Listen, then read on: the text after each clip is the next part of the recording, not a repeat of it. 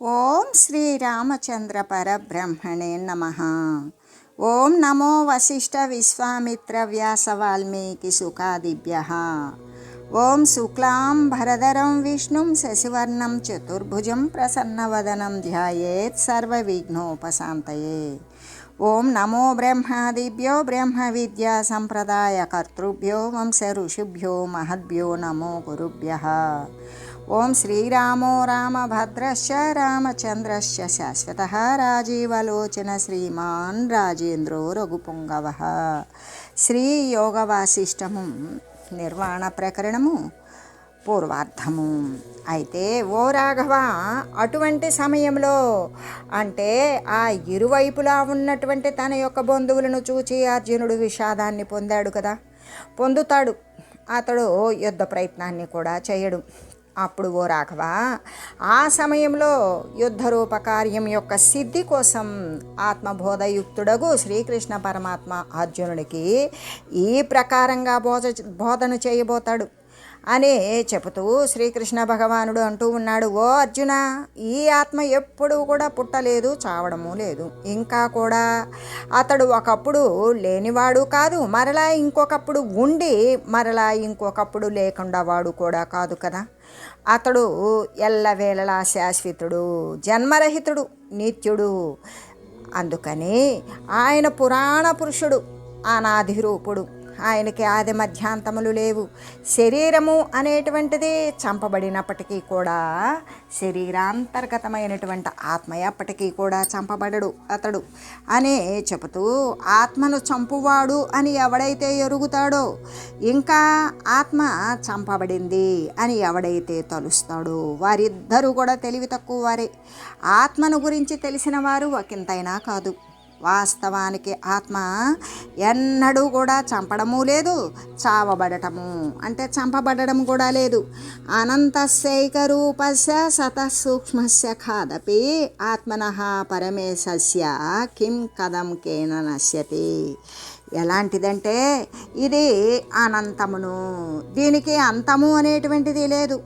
ఏమై ఉన్నది అంటే ఏకమాత్రమే ఏకరూపమై ఉన్నది, సత్స్వరూపమును. అయితే ఆకాశము కంటే కూడా ఆకాశము అనేటువంటిదే ఏమీ లేనిది. ఏమీ లేనిదా అంటే మిగిలిన 4 భూతాలకు ఆధారమైనది కూడా ఆకాశమే.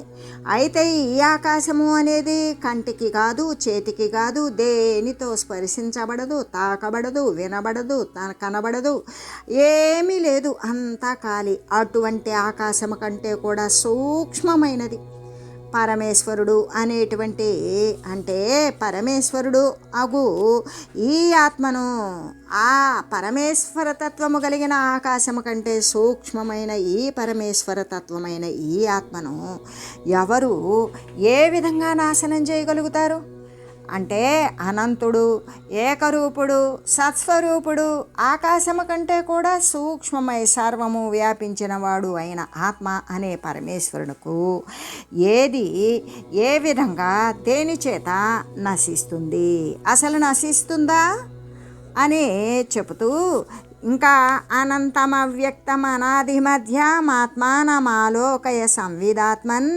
సంవిద్వపు మలబ్ధదోష మజోసి నిత్యోసి నిరామయోసి. ఓ జ్ఞానమయ, నీవు ఆత్మను ఈ విధంగా అనంతము, అవ్యక్తము, ఆది మధ్య అంతరహితము అని గ్రహించు. ఇది ఎటువంటిది? జ్ఞానముతో నిండిపోయిన వాడవు నీవు. ఆత్మను అంటే అంతము లేనిదని, దీనిని వ్యక్తం చేయడానికి సాధ్యము కాదనిదని, దీనికి ప్రారంభం కానీ స్థితి కొనడం కానీ అంతమైపోవడం కానీ అనేది లేనిది అని నీవు ఎరుగవలేను.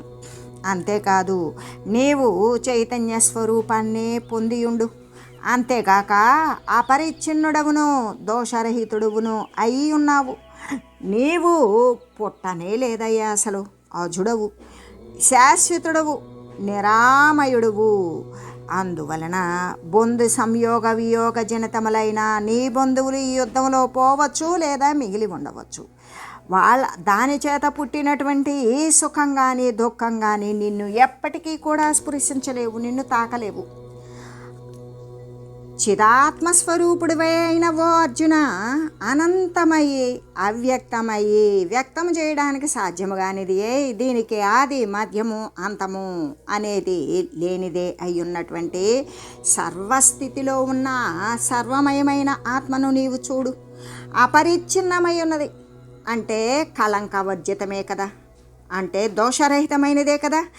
అయినా అటువంటి చైతన్య శరీరుడివే నీవు, అంటే ఆత్మవే నీవు జన్మరహితుడవు, నిత్యుడవు, నిరామయుడువు, శాశ్వతుడువు, ఎటువంటి మార్పులు పొందనటువంటి వాడవు, నీకు ఎటువంటి బాధలు క్లేశాలు కూడా లేని సంతాపవర్జితుడువు అని చెబుతూ జీవస్వప్నో జగత్తత్ర సంసఖ్య తత్పరీక్షయ తదర్థమర్జునాఖ్యానం వశిష్ఠేన అవతార్యతే.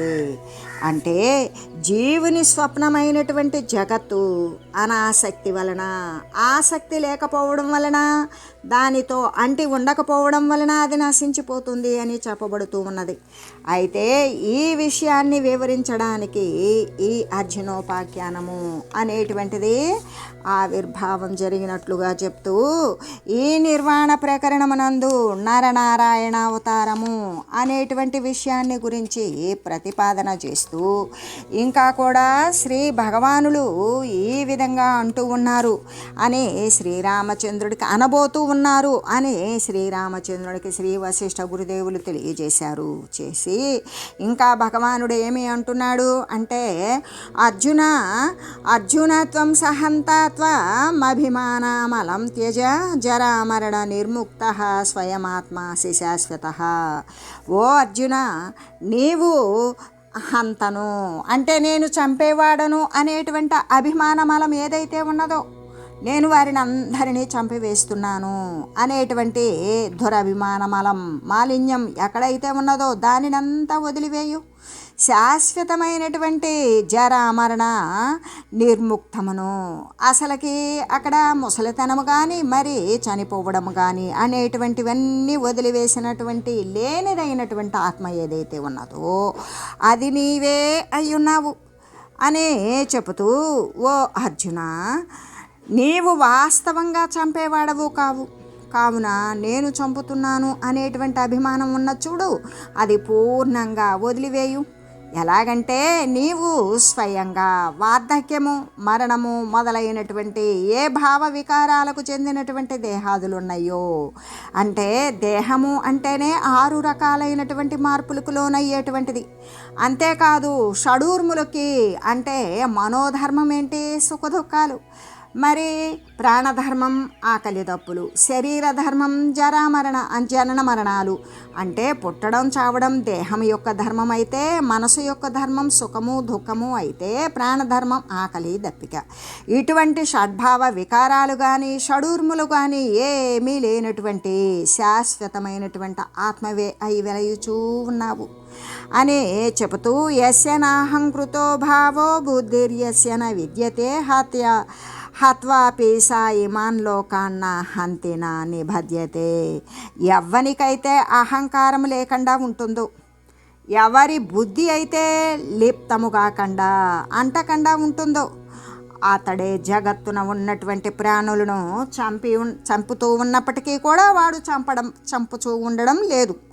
అతనిని ఎవ్వరూ కూడా చంపజాలరు. అంటే ఎవరికి అహంభావం లేకుండా ఉంటుందో, ఏ అహంకార భావం అయితే లేకుండా ఉంటుందో, ఇంకా ఎవని బుద్ధి అయితే దేని యందు కూడా అంటకుండా నిర్లేపంగా అసంగంగా ఉంటుందో, అటువంటి వాడి యొక్క ప్రాణికోట్ల అన్నింటినీ కూడా వధించినప్పటికీ కూడా వాడు వధింపనవాడే అవుతాడు. ఇంకా అతడు బంధింపబడకుండానే ఉంటాడు అని చెబుతూ, ఇంకా ఏమని అంటే, అంతరమున ఎటువంటి జ్ఞానమైతే కలుగుతూ ఉన్నదో బయట కూడా అటువంటి అనుభవమే కదా తోస్తూ ఉంటుంది. అందువలన నేను ఇట్టివాడను, నేను అట్టివాడను అనేటువంటి అభిమానం ఉంటుంది కదా, ఆ అభిమానాన్ని త్యజించివేయు. కాబట్టి ఓ భారత, భారత అనేటువంటిది అర్జున్ని సంబోధించినటువంటి పదం. ఈ తీరుగా హంతృత్వాది అంటే నేను చంపువాడను అనేటువంటి స్వాభిమానం ఏదైతే ఉన్నదో దానితో కూడా కూడుకొని వాటి వలన కలిగేటువంటి పాపపుణ్యాలు, వాటి వలన నేను నష్టపోతున్నాను అని తలచి సుఖానికి కానీ దుఃఖానికి కానీ నీవు ఓసెపడి ఉండకు. వశీభూతుడివై నువ్వు బాధపడుతూ ఉన్నావు, అలా ఉండకు అని చెబుతూ స్వాత్మాంసై క్రియమాణాని గుణై కర్మాణి భాగశః అహంకార విమూఢాత్మ కర్తాహమితి మన్యతే. ఆత్మను ఆవరించి దాని యొక్క అంశములు అని తోచేటువంటి గుణాలు ఏవైతే ఉన్నాయో ఆ గుణాలు మాత్రమే కర్మలను ఆచరిస్తూ ఉన్నవి. కానీ అహంకార విమూఢుడగు మనుష్యుడు తనను కర్త అని భావించుకుంటూ ఉన్నాడు. ఎలాగంటే సత్వము, రజస్సు, తమస్సు అనేటువంటి గుణవికారాలు ఉన్నవి కదా. ఆ గుణవికారాల చేత దేహేంద్రియాదుల చేత ప్రత్యేకంగా కర్మలు చేయబడుచూ ఉండగా అహంకారంతో కూడుకొని ఉన్నటువంటి మూఢుడు నేనే చేస్తున్నాను అని వ్యర్థంగా తలుస్తూ ఉంటాడు అని చెబుతూ చక్షు పశ్యతు కర్ణశ్చ శృణోతు త్వక్ స్మృతిస్యదం రసనాచ రసం యాతు కాత్రకోహమితి స్థితి. కన్నులు చూడుగాక, చెవులు వినుగాక, మరి చర్మము అనేటువంటి ఇంద్రియము తాకితే తాకి స్పృశించునుగాక, అంతేకాని జిహ్వ రుచి తెలుసుకొనుగాక. వీటితో నాకు సంపర్కం ఏంటి, వీటితో నాకు కలయిక ఏంటి అంటే కన్ను చూస్తే చూడుగాక, చెవి వింటే వినుగాక, చర్మము స్పృశించుగాక, నాలుక రుచి చూచునుగాక. ఈ యొక్క నేత్రాది కరణకార్య సంఘాతమును నేను ఎవడను ఇంతకు, నేను అక్కడ లేను అనేటువంటి భావమే. దీని యందు ఈ అహంభావ స్థితి అనేటువంటిది సరి అయినది కాదు కదా అని చెబుతూ కలనా కర్మణి రతే మనస్యపి మహాత్మనః న కశ్చిదత్రాహమితి క్లేశభాగే కయేవతే. మహాత్ముల యొక్క అంతఃకరణమే కార్యాలను ఆచరిస్తూ ఉన్నది. ఆత్మకు ఎటువంటి సంబంధము కూడా వీటితో లేదు. అయినట్లయితే కష్టాన్ని పొందుతారు అని నీవు భావించేటువంటి వారితో ఆత్మకి ఏమి సంబంధం ఉన్నది, నీవే చెప్పు. ఎలాగంటే మనసు సంకల్పము మొదలైనటువంటి కార్యాల యందు అది నిరతమై ఉన్నప్పటికీ ఈ మానసము మొదలైనటువంటి మనసు, బుద్ధి, చిత్త, అహంకారాలు అనబడేటువంటి అంతఃకరణ సంఘాతమున నేను అనేవాణ్ణి ఉన్నానా, నేను లేను అని నీవు గనక ఎరిగినట్లయితే, లేదా అటువంటి ఎరిగిన మహాత్ముడవే అయితే నీకింకా ఎటువంటి బాధపడేటువంటి విభాగమందు ప్రవేశించిన పదార్థము ఏది ఉన్నది, ఏదీ లేదనే కదా తెలియవు అని చెబుతూ, అంతేకాదు భారత, ఓ అర్జున, ఎక్కువ మందితో కలిసి చేసినటువంటి పనికి నేనొక్కడినే కర్తను అనే అభిమానము పూనుకొని ఉండడం ఇది మరి హాస్యాస్పదంగానే ఉంది కదా. కాయేన మనసా భుజ్య కేవలైరింద్రియైరపి యోగినః కర్మ కుర్వంతి సంఘం త్యక్త్వాత్మశుద్ధయే. 6 రుక్షువులను అనేటువంటి యోగి పురుషులు వారి యొక్క మనసు, వాక్కు, మరి శరీరము అనేటువంటి మనోవాక్కాయముల చేత ఈ త్రికరణాలతోడిను ఇంద్రియాలతోటి కూడా చిత్తశుద్ధి కోసం నిస్సంగ భావముతో కర్మను చేస్తూ ఉన్నారు. యోగులైనటువంటి వారు సంఘాన్ని అంటే ఏ విషయేంద్ర సంబంధితమైనటువంటి ఉన్నవో దాని పట్ల ఆసక్తిని వదిలేశారు. ఆత్మశుద్ధి కోసం శరీరము చేత, మనసు చేత, బుద్ధి చేత, అభిమానం లేని ఇంద్రియాల చేత కూడా కర్మలను ఆచరిస్తూనే ఉన్నారు. ఆహంత్వ విషచూర్ణేన ఏషాం కాయో న మారితః కుర్వంతోపి హరంతోపి నచతే నిర్విశూచికాః. అంటే అహంకార విషచూర్ణము ఎవ్వరూ శరీరాన్ని అలముకొని ఉండలేదు.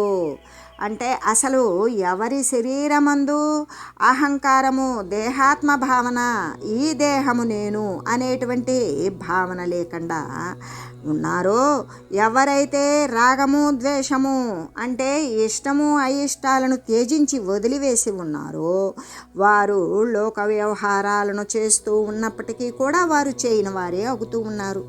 వారు ఆచరిస్తూ ఉన్నా కూడా ఆచరింపని వారే అవుతూ ఉన్నారు. వారు దానిని అనుభవిస్తూ ఉన్నా కూడా వారు భోగింపని వారే అవుతూ ఉన్నారు. ఎలాగంటే అహంభావము అనేటువంటి విషచూర్ణము, అటువంటి విషము అనేటువంటి పొడి ఎవరి యొక్క శరీరాన్ని కొట్టబడకుండా ఉన్నదో, మళ్ళీ మళ్ళీ కూడా ఈ పుట్టుక చావులకు కారణమైనటువంటి ఈ భోగలాంపత్యంతో కూడకుండా ఉన్నదో, ఇక రాగము ద్వేషము మొదలైన రోగాలు నశించిపోయినటువంటి వారు కర్మలు చేసినా చేయకపోయిన వారే అవుతారు. ఇంకా వారి యొక్క ఫలాలను అనుభవిస్తూ ఉన్నా కూడా అనుభవించని వారే అవుతూ ఉన్నారు. నక్వచిద్రాజతే కాయో మమత మేధ్య దూషిత ప్రాజ్ఞోప్యతి బహుజ్ఞాపి దుశ్శీల ఇవ మానవ. శీలరహితుడగు అతడు ప్రాజ్ఞుడైనప్పటికీ లేదు పండితుడైనప్పటికీ కూడా, అంటే శీలము లేనటువంటి వాడు, శీలరహితుడు అంటే మంచి గుణము లేనటువంటి వాడు, గొప్ప జ్ఞానము కలిగిన వాడైనా పండితుడైనా వాడు శోభించలేడు. మమత్వాన్ని అంటే మమత్వము అనేటువంటి అమేధ్య దూషితమే అవడము చేత ఈ శరీరము శోభింపజాలదు కదా. ఇది నేను అది నాది అనేటువంటి ఏ మమత్వం అయితే ఉంటుందో అది మలముతో సమానం. ఆ మాలిన్యాలతో కూడినటువంటి ఈ శరీరము ఎప్పటికీ కూడా శోభింపజాలదు. అంటే మహాపండితుడైనప్పటికీ కూడా, బహుజ్ఞుడు అన్నీ తెలిసిన వాడే అయినప్పటికీ కూడా దుశ్శీలము కలిగినటువంటి మనుజుడు ఎక్కడా కూడా శోభించలేడు. వాడికి అంటే మంచి గుణాల యొక్క సంప్రాప్తి లేకపోతే వాడు ఎక్కడా శోభించలేడు. మమత్వము అనేటువంటి మాలిన్యము చేత, నాది నేను అనే మాలిన్యము చేత దూషితమైన అంటే ఈ యొక్క మలము చేత అంటబడినటువంటి శరీరము ఎక్కడా కూడా ప్రకాశించనేరదు అని చెబుతూ, నిర్మమో నిరహంకార సమదుఃఖ సుఖక్షమి యః స కార్యమకార్యం న వా కుర్వన్నపి న లిప్యతే. మమత్వహీనుడు అంటే ఇక్కడ నాది అనేటువంటి మమకారము, నేను అనేటువంటి అహంకారము, ఈ రెండు లేనటువంటి వాడు. అంటే నేను నాది అనేటువంటిది నశించినటువంటి వాడు మమత్వహీనుడు, అహంకార విహీనుడు, ఈ రెండు లేనివాడు, నశించినవాడు. అహంత్వ మమకారాదులు నశించినవాడు సుఖము దుఃఖాలని రెంటినీ కూడా సమానంగానే చూస్తూ ఉంటాడు. ఇంకా క్షమాశీలుడే అవుతాడు. అంతేకాదు కార్యములను అకార్యములను ఆచరిస్తూ ఉన్నప్పటికీ కూడా వాటి యొక్క ఫలితాలకు వీడు ఎప్పటికీ అంటకుండానే ఉంటాడు అని చెబుతూ, అంటే అహంకార మమత్వాదులు లేనివాడు సుఖాలయందు దుఃఖాలయందు సమస్థితిలోనే ఉంటాడు.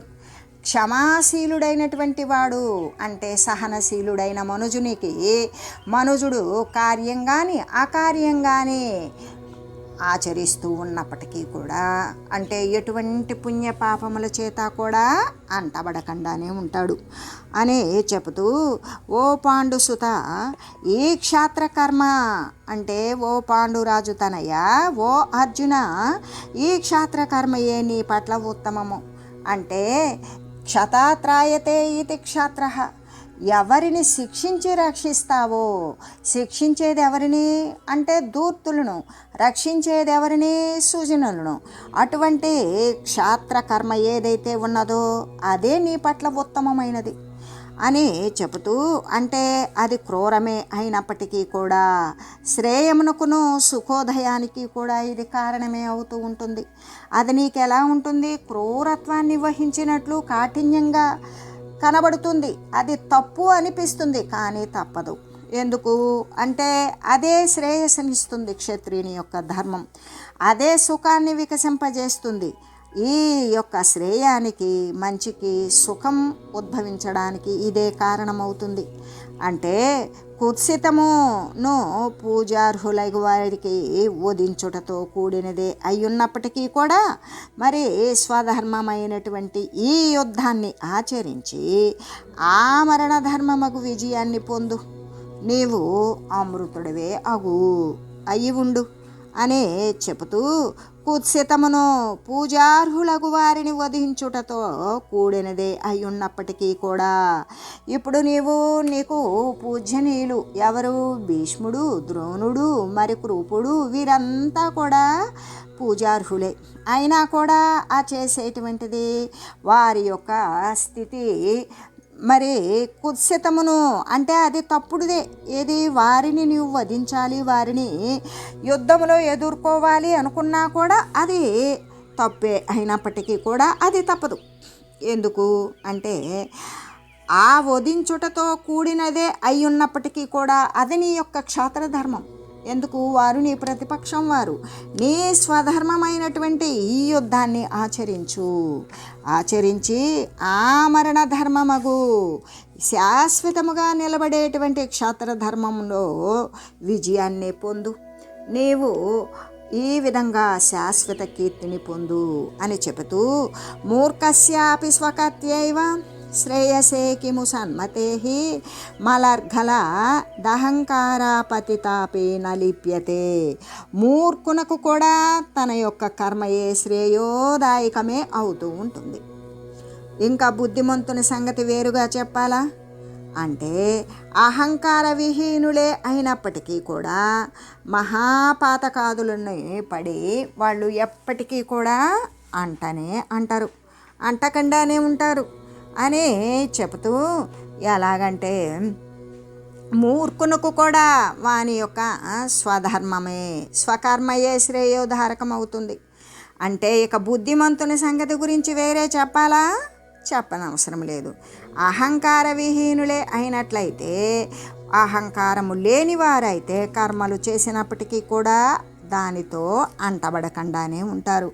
యోగస్థః కురు కర్మాణి సంగం త్యక్త్వా ధనంజయ నిస్సంగస్త్వం యదా ప్రాప్త కర్మవాన్నా నిబధ్యతే. ఓ ధనంజయ, నీవు బ్రహ్మపూర్ణమైనటువంటి బుద్ధితోటి ఆసక్తిని త్యజించివేయు. అలా ఆసక్తిని త్యజించి కర్మలను ఆచరించు. వాటి పట్ల నీవు ఎటువంటి పాశాన్ని పెంచుకోకు. అలా వదిలివేసి కర్మలను చేయు. ఈ విధంగా నిస్సంగివై యథాప్రాప్తములైనటువంటి కర్మలను ఆచరిస్తూ ఉన్నట్లయితే నీవు ఎప్పటికీ కూడా దానిలో బంధింపబడజాలవు అని చెబుతూ, అంటే ఓ అర్జున, నీవు ఆత్మనిష్టయందు ఉన్నటువంటి వాడవై. ఎలాగంటే ఆత్మనిష్టయందు ఉన్నవాడవై సంఘాన్ని వదిలివేసి కర్మలను చేయు. ఎలాగంటే నిస్సంగుడవై దేని పట్ల కూడా ఆసక్తి లేనివాడవై యథాప్రాప్తములైనటువంటి కర్మలను ఆచరించినట్లయితే ఎప్పటికీ ఎన్నడూ ఎక్కడ బంధింపబడనేరవు. శాంత బ్రహ్మ వపుర్భూత్వా కర్మ బ్రహ్మమయం కురు బ్రహ్మాత్మన సమాచారో బ్రహ్మైవ భవతి క్షణాత్. శాంతమగు బ్రహ్మతనువుతో బ్రహ్మమయములైనటువంటి కర్మలనే ఆచరింపు. బ్రహ్మపూర్ణమైనటువంటి ఆచరణము కలిగిన వాడు క్షణములో బ్రహ్మమే అవుతాడు కదా అని చెబుతూ, ఎలాగంటే శాంత బ్రహ్మస్వరూపుడవై కర్మను కూడా బ్రహ్మమయంగానే చేయు. బ్రహ్మముతో నిండిపోయి ఉన్నట్లుగానే కర్మను కూడా చేయు. ఈ ప్రకారంగా బ్రహ్మార్పణ బుద్ధితోటి కర్మలను గనక చేసినట్లయితే క్షణకాలంలో నీవు కూడా బ్రహ్మవే అవుతావు అని చెబుతూ, ఇంకా ఈశ్వరార్పిత సర్వార్థ ఈశ్వరాత్మా నిరామయ ఈశ్వర సర్వభూతాత్మ భవభూషిత భూతల. లేకపోతే ఈశ్వరునికు సర్వకర్మలను కూడా సమర్పించివేయు. ఈశ్వరుడు ఈశ్వరాత్ముడవును నిరామయుడవును కమ్ము. ఈశ్వరుడే సర్వభూతముల యందు కూడా వెలయుచూ ఉన్నాడని నీవు గనక గ్రహించినట్లయితే నీవు భూమండలాన్ని అలంకరించిన వాడవే అవుతావు. ఎలాగంటే ఈశ్వరుడు సర్వభూతాల యొక్క ఆత్మ నిర్వికారుడు అని నీవు తెలిసి సమస్త పదార్థాలను కూడా ఆ ఈశ్వరునికే అర్పణ చేయొచ్చు. ఈశ్వర స్వరూపుడవై ప్రపంచమునకు అలంకారమై భూషణమై వెలయు అని చెబుతూ, అంతేకాదు సంన్యస్త సర్వ సంకల్ప సమః శాంతమనాముని సంన్యాసయోగయుక్తాత్మ కుర్వన్ముక్తమతిర్భవ. కాకపోతే సంకల్పాలు అన్నింటినీ కూడా సంపూర్ణంగా వదిలివేయు. శాంత చిత్తుడవును అంటే ఎల్లవేళలా కూడా నీ చిత్తము శాంతించి ఉన్నట్లయితే నీవు మననశీలుడవును సమదర్శివియును అవ్వు. దీని వలన కూడా నీవు ముక్తిని పొందుతావు. ఓ అర్జున, సమస్త సంకల్పాలు కూడా లెస్సగా శమించిపోయినవనుకో, ఇంకప్పుడు ఏ విధంగా అంటే నీవు సమస్త సంకల్పాలను కూడా వదిలివేసినట్లయితే సముడవై ఉంటావు, సమస్థితిలో శాంత మనస్కుడవై ఉంటావు, మునివై ఉంటావు, సన్యాసయోగయుక్తుడవై కార్యాలను ఆచరిస్తూ ముక్త బుద్ధివే అవ్వు అని చెబుతూ, అంతేకాదు అర్జున అని చెప్పగా అప్పుడు అర్జునుడు ఇలా అడుగుతున్నాడు, సంగత్యాగస్య భగవంస్తదా బ్రహ్మార్పణస్య చ ఈశ్వరార్పణ రూపస్య సన్యాసస్య చ సర్వశః తదా జ్ఞానస్య యోగస్య విభాగః కీదృశః ప్రభో క్రమేణ కథయైతన్మే మహామోహ నివృత్తయే. ఓ భగవంతుడా, సంగత్యాగము, బ్రహ్మార్పణము, ఈశ్వరార్పణము, సన్యాసము, జ్ఞానము, యోగముల యొక్క విభాగము ఎటువంటిది? మీరు చెప్తూ ఉన్నారు సంగత్యాగమని, బ్రహ్మార్పణమని, ఈశ్వరార్పణమని, సన్యాసమని, జ్ఞానమని, యోగాల యొక్క విభాగం ఏమైనా ఉన్నదా? ఉంటే అది ఎలా ఉంటుంది ప్రభు? నా అజ్ఞానమోహం తీరడానికి ఈ విషయాలన్నీ కూడా వివరించి చెప్పండి అని అడగగా అప్పుడు శ్రీ భగవానుడు ఇలా చెప్తూ ఉన్నాడు, సర్వసంకల్ప సంశాంతౌ ప్రశాంత ఘనవాసనం నకించిత్ భావనాకారం యత్తద్ బ్రహ్మ పరం విదుః. సంకల్పాలన్నీను కూడా సంశాంతించిపోగా అక్కడ లభించేటువంటిదేంటి అంటే నిర్వికల్పకమైన, ఇంకక్కడ ఏ సంకల్ప వికల్పాలు లేనప్పుడు అక్కడ కల్పనే లేదు. ఆ కల్పన లేని స్వరూపమే నిర్వికల్ప స్వరూపము. అదే కదా బ్రహ్మపదము అని చెప్పబడుతూ ఉంటుంది. అంటే అర్జున, సమస్త సంకల్పాలన్నీ కూడా శమించిపోయినవి, ఘనమైనటువంటి వాసన నశించిపోయింది, భావన రూపము ఒకంతైనా సరే కానిదే అయినటువంటి ఏ సచ్చిన్మాత్రమైతే మిగిలి ఉంటుందో అది ఏ కదా పరబ్రహ్మము అని తెలియజేస్తారు. అంటే దృశ్యరహితమైనటువంటి ప్రత్యేగాత్మయే బ్రహ్మము అనేటువంటి అర్థాన్ని తెలియు అని చెబుతూ, సదుద్యోగం విదుర్జ్ఞానం యోగంచ కృతబుద్ధయః బ్రహ్మ సర్వం జగదహం చేతి బ్రహ్మార్పణం విదుః. కృతబుద్ధులైనటువంటి జ్ఞానులు మనం చెప్పుకున్నటువంటి ఈ యొక్క స్థితిని పొందజేసేటువంటి యత్నమే జ్ఞానము, యోగము అని చెప్పబడుచూ ఉంటుంది. అంటే ఇప్పుడు కృతబుద్ధులైనటువంటి వారు జ్ఞానులే. ఆ జ్ఞానులు ఇప్పటి వరకు మనం ఏదైతే సంకల్ప వికల్పాలు, ఈశ్వరార్పణము, బ్రహ్మార్పణము, సంగత్యాగము, సన్యాసము, జ్ఞానము అని చెప్పి ఉన్నామో ఆ స్థితిని పొందజేసేటువంటి ప్రయత్నం ఏదైతే ఉంటుందో అది జ్ఞానమే, అదే యోగము అని కూడా చెప్పబడుతూ ఉన్నది. నేను జగత్తు మొదలైనటువంటి వాటి యందుండు అహంభావమును బ్రహ్మమునకు అర్పించడమే. అలా అర్పించి అధ్యాసను, అధిష్టానమును పరివశింపజేయడమే కదా బ్రహ్మార్పణము అని చెప్పబడుచూ ఉన్నది. అని తెలియజేస్తూ ఓం మంగళం శ్రీ గురుదేవాయ మహనీయ గుణాత్మనే సర్వలోక శరణ్యాయ సాధురూపాయ మంగళం. ఓం మంగళం కోసలేంద్రాయ రామాయ రామభద్రాయ చక్రవర్తి తనూజాయ సార్వభౌమాయ జానకీ వల్లభాయ శ్రీరామచంద్రాయ మంగళం. ఓం తత్సత్.